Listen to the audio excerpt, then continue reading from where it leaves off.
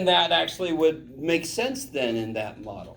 So what's more likely is it's actually lower, which is why we found evidence for this guy.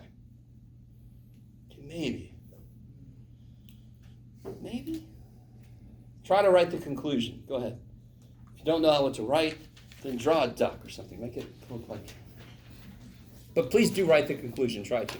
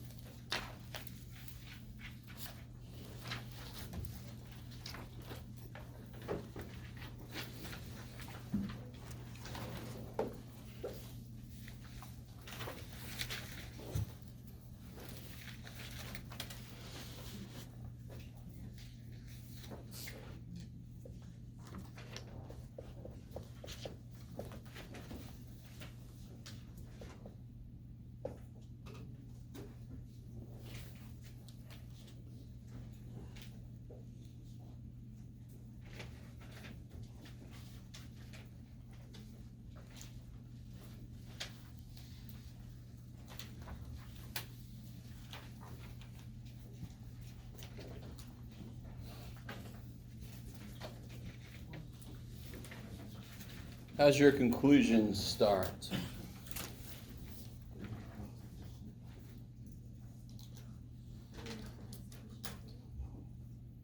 Anybody? We have found sufficient evidence. We have found, right? We made it in there. So we have found sufficient evidence. And we already identified what language to use to reject the claim that what?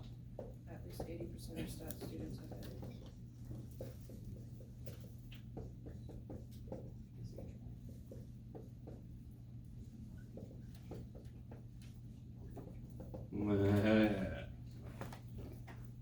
I get to a point where it's too many words.